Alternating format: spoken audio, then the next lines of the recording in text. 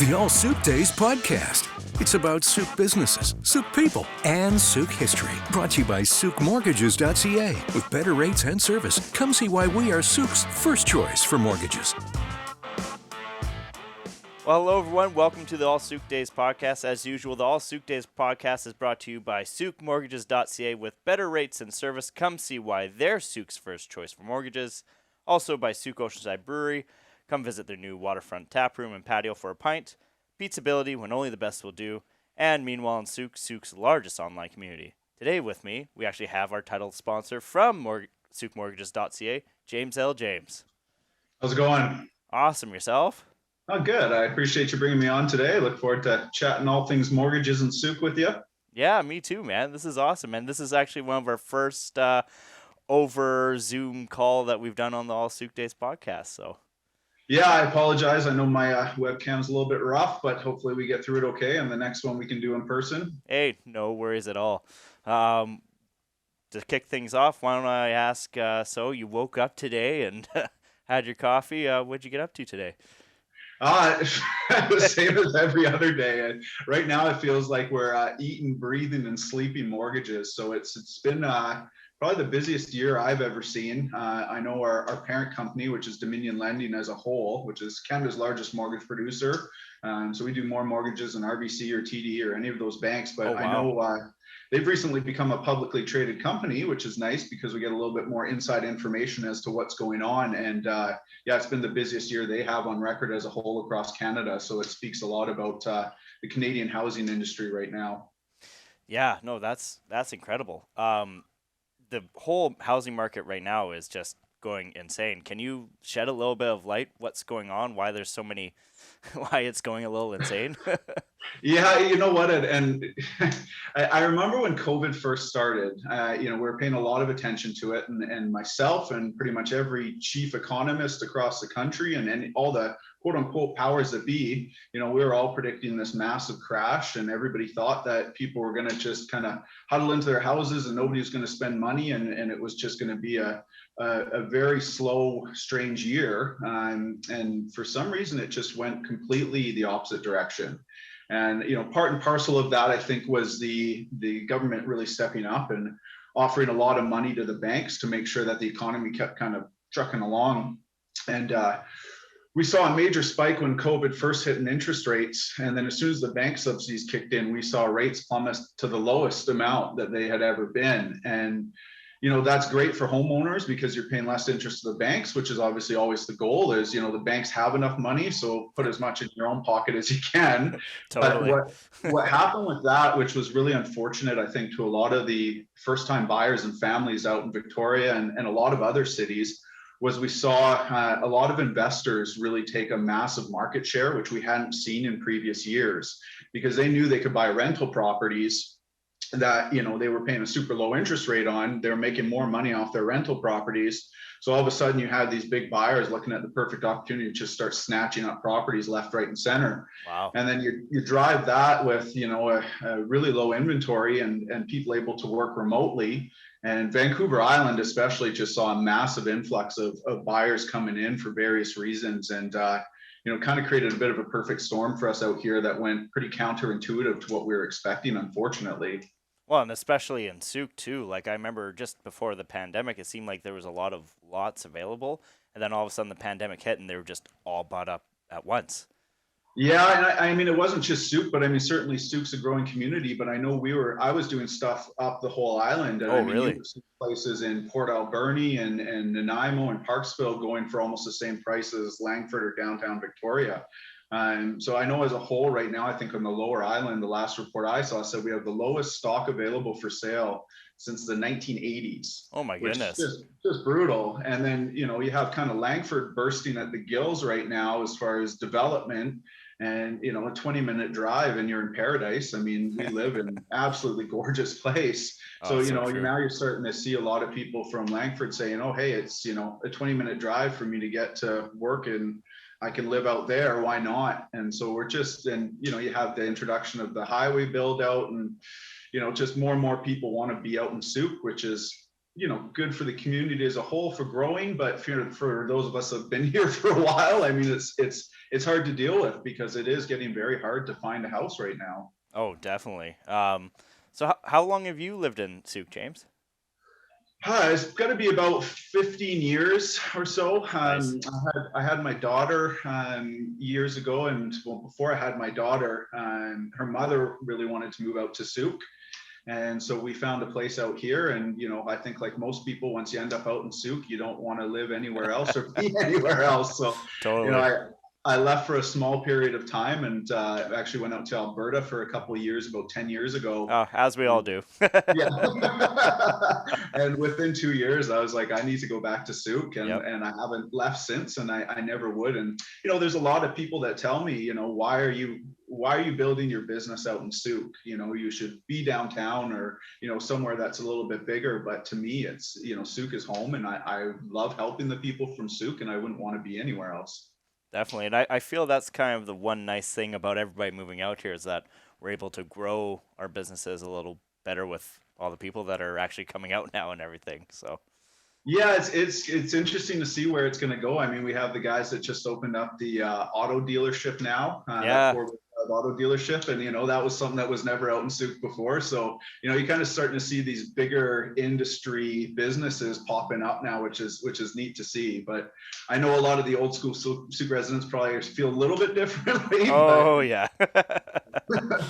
Yeah, it's funny. We're becoming a rare breed now. I help coach my son's hockey team, and I was talking with one of the other coaches. He's like, "Oh yeah, no, I've lived here my whole life." I'm like, "Whoa, we're a rare breed, man! Like we're a minority now." Yeah, no, definitely. So, and I remember Langford years ago. I mean, you kind of saw the same thing there, where Langford was a completely different place 20, 30 years ago. Definitely. And the people that had been there, they all knew each other. They'd been there forever. And then all of a sudden, you have Bear Mountain and this massive influx of new money, and it just changes the entire dynamic. So, I think a lot of people that have been in Sooke for a while are hoping that some of the old dynamic stays. I mean, we don't want to see it become like downtown or like the West Shore. We like the small town charm, and hopefully we can keep some of that, right? Yeah, that's the hope anyways. So how hard is it? Like, I know it's hard, but like, say like a first time home buyer in Sooke, like, is it pretty much impossible, or what's the landscape like right now? Yeah, I mean, nothing's ever impossible. I mean, I kind of built my reputation as a bit of a miracle worker, and Nice. I'm one of those people that's pretty relentless. So I always feel that there's a solution out there, and I'm willing to flip over every rock until I find it. Yep. But the government's making it harder and harder, and I don't know exactly why they're doing that. It almost seems like they're really trying to encourage the rental market, which is not necessarily a good thing. I mean, You have people paying more for rental right now than they would be for a mortgage, which is quite unfair. And I think that the hardest difficulty is this benchmark rate, which they've installed, which means even if you're paying like variable rates right now are under 1%, you're under 1% interest for a variable, and you still have to qualify at 5.25%. And, wow. There is some merit to that, just because you don't want people to get to the end of their term, have to renew at current market rates, and if the rates are way higher, not being able to support those payments. So that's the logic behind benchmark. But when you're qualifying people at 5.25%, I mean, if you make $100,000 a year, which used to be the benchmark, I mean, if you made six figures, you were good. Yep. Now you can buy a condo. Like, you can't even buy a house with that, which is just mind blowing to me. So, that's the biggest difficulty for first time home buyers, I think. There are some programs that they offer which help in some ways, but I mean, given the prices of real estate out in the Lower Island, it's just really hard. So, we're seeing more and more co-signers, which is always an option. So, we have people in their 40s, 50s, and 60s who are having parents co-sign for them right now, just because that's what they need to do to make it work. Totally. So, we're seeing a lot of that. We're seeing a lot of gifted down payments. Once you get to over 20% down, you can kind of circumvent a lot of the CMHC regulations that the government instills for 20% down or less. Oh, wow. So, if you can get over 20% down with a gifted down payment from immediate family members, I mean, once you start doing stuff like that, then you can get into these alternative non-conforming programs, which really allow you to get a lot more buying power for your money. So we're seeing a bigger rise in that kind of stuff as well. Well, that's nice. But I mean, also 20%, I guess, of, what's the cheapest house in Sooke right now? Probably like what, 500,000? Well, I don't even know that you're getting a house for 500,000 anymore. I mean, you might get some duplexes or something for 600, but once you're getting into a fully detached owner-occupied house, I mean, you're what, 700,000-800,000 now? Yeah. Yeah. So I mean, 20% down is no small, easy feat. So it's not an easy market, and I think that more and more first-time buyers are definitely being pushed towards condos. So we'll probably see quite a bit more of that, and hopefully we see the developers really step it up in the next year or two to get us some more inventory, because I think that's the biggest hindrance to prices being reduced right now, is just the complete lack of stock. Well, do you think that we'll be able to keep up with the demand enough to be able to lower the prices? Like, do you think they're going to be able to build enough houses to actually lower that pricing? Like, it seems like they can't keep up right now. Yeah, and I think the hardest part with that is honestly the ability for people to work remotely now. I mean, Right. COVID really changed a lot of industries. And so you have these guys that used to be tied to, downtown Vancouver or wherever. They used to have to be near their office space, that can now, sell their property for 2-3 million over there, come buy something here for $1 million, keep a bunch of money in the bank, and work right on the ocean out here in Sooke. I mean, I'd do that if I could too. Oh yeah, yeah, exactly. And as a whole too, you got to remember, for us, we are in one of the top places in the entire world to live, not just Sooke, but Vancouver Island. Right. And our price point is still nowhere near, Vancouver, or San Francisco, or Sydney, Australia, or any of those other like top places. Gotcha. We're still nowhere near them. So I think, you tie in the global market, the ability to work remotely, and you're just going to see more people coming out here. So Right. you're going to have to see a lot of development to really start seeing these prices drop, I think, or something drastically on the national scale, as far as interest rates or something like that. Which, if we do see a massive spike in interest rates, you're really going to see people get in trouble when they start renewing these mortgages, right? So I don't know what the solution is, but I certainly hope we see one for a lot of these first-time buyers. Well, that kind of leads into what I was going to ask next, is what's sort of the future looking like? Like, what's going to happen? I have no idea. I'm no expert. Yeah, and it's funny because I listen to quite a few experts, and Yeah. I don't think anybody has a clue right now, because it's such a unique year and situation with everything that's going on. I mean, it seems like there's a lot of turmoil in the world right now, and it's not just COVID, it's supply chain issues and inflation and everything else. I mean, what's going to happen in 22 I think is anybody's guess. So fixed rates, we usually see some sort of correspondence and correlation to the bond yield. So, generally the banks are going to want to see the fixed rates about 1.25% above what the bond yields are, which is pretty bang on to where we are right now, in the kind of upper 2% range. So, the bond market does play has a pretty decent effect on what the fixed rates are, and has a big part in it. It's not fully tied to that, but it's a good factor to look at as far as what to expect. Right. Variable rates are an interesting one, because that's kind of the big debate right now, because you can get into variable at under 1%, which is very, very tempting. I mean, who doesn't want a mortgage under 1%? I think that's historically the lowest you're ever going to see it. But what happens next year? I mean, the Bank of Canada has already said they want to start increasing rates. They're currently at 0.25%. I mean, they're as close to zero as you can get. Wow. So they need to get that up, right? And how soon they get to do that is really the big crux of the whole argument, because are they going to be able to get that rate increase over the next year? Is it going to be 2 years? Is it going to be 3 years? Is it going to be 5 years? Who knows? And so much of that is going to play into, do we have another COVID variant that's going to really shut things down? Are we going to have the economy recovering strong enough that they can justify it? And I don't think anybody can say that for certain right now. Well, and I just know, like, I have a lot of friends around my age that are looking to become first-time home buyers, and they're just sitting back waiting, being like, we're gonna wait for the real estate to crash. And I'm like, I think you're gonna be waiting a while. Like, I don't. Yeah, and I got a lot of clients that are in that same boat Yeah. too, where it's just I don't see it happening. I mean, No. even if you see the rates going up significantly in order to slow down the market a bit, I mean, that just unless we see more stock, there's just too high a demand. So Right. I think last I saw BC wide, there was half the stock needed for a healthy market. Was a quote I saw. So, you need double the inventory coming on just for it to be considered healthy. I mean, how long is Wow. that going to take? So, Yeah. and the big issue with these sellers right now is for them to sell, what are they going to move into? Right. So unless people are really looking to kind of move away, it's really difficult for them to sell and find something else. So they're kind of holding on to their properties for the exact same reason. No, exactly.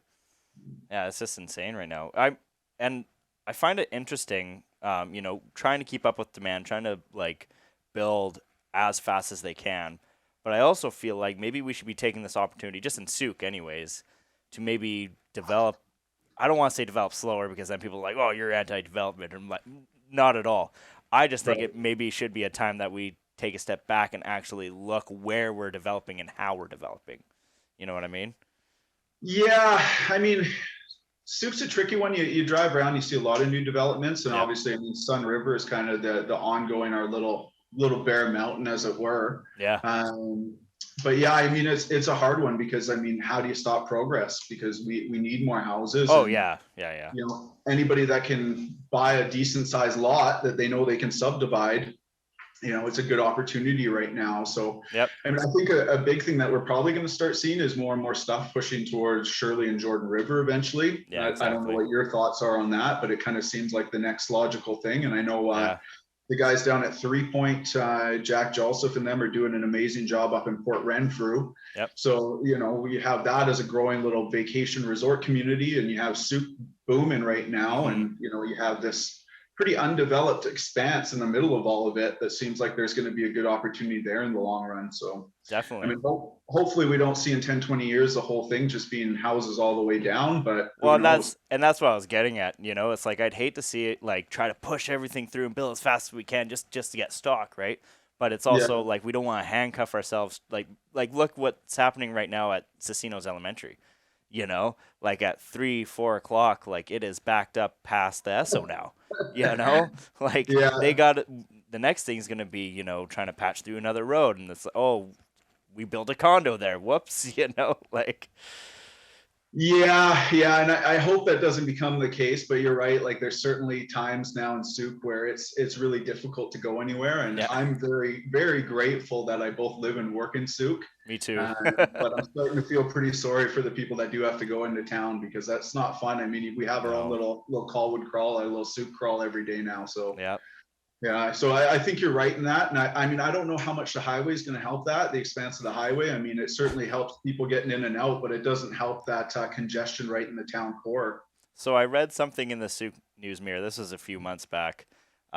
So apparently the whole capacity from like I think it's the Sooke Bridge all the way to the 4 lanes, where the co-op is, it can hold about over 2,500 cars. I think it is. Mhm. And so when they put in this kilometer of extra double lanes, apparently that's only gonna give about an extra 150. Really? Yeah. So we got these developments coming in that's got 150 units. So the next year or two, it's just totally gonna Well, cancel it out. that's the next question is, like when we hit that point, I mean, what's next? I mean, can you build out the main roads in Sooke, or what do you do next, right? I don't know what the answer is to that, but I think Maya and whoever follows her up has, been in charge of the town here, they're going to have their hands full. So Oh, definitely. I've been saying we should get a railway back in. It you know seems. what, that'd be awesome. I know a lot of people have been pushing for that, to have something that kind of, I know Stu, I think over in Langford there is really trying to get that going, and a lot of the mayors from up island. So, but I mean, why not have some sort of travel where we can connect all these little municipalities and get some cars off the road? So Well, that's just it. It's more efficient and better for the environment. So yeah. My family's from Europe, and I used to go back to Austria quite a bit to visit them, and the little trolley and tram systems that they have connecting everything was absolutely amazing, and it keeps so many people off the road, which would be lovely to have here. But we obviously didn't build the infrastructure when we first developed, and it's a big ordeal now, unfortunately. Well, I mean, we turned it into a trail, the Galloping Goose. Well, nothing wrong with some bike riding, I guess. Yeah. Well, we're coming down to the time here, but before we go, I'd like to ask you, what's one of your favorite things about Sooke, James?